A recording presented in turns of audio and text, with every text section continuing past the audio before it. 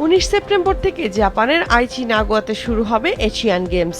সেখানে পদকের টার্গেটে অনেকদিন থেকেই অনুশীলন করছে বাংলাদেশের আর্চাররা।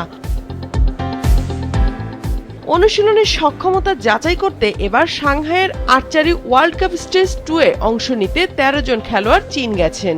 রিকার্ভ কম্পাউন্ডে একক, দলগত ও মিশ্র সহ 10টি ইভেন্টে অংশ নিচ্ছেন বাংলাদেশের 7 জন পুরুষ ও 6 জন নারী আর্চার।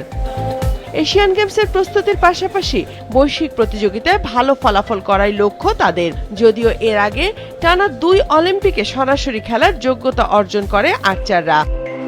গত মাসে থাইল্যান্ডে এশিয়া কাপে কম্পাউন্ড পুরুষ দলগত ইভেন্টে স্বর্ণ জিতেছিল বাংলাদেশ। সেই সাফল্যের কারণে কম্পাউন্ড ইভেন্টের আর্চারদের সাফল্য নিয়ে আশাবাদী সবাই। 5 থেকে 10 মে সাংহাইয়ে হবে আসন্ন বিশ্বকাপ আর্চারি প্রতিযোগিতা।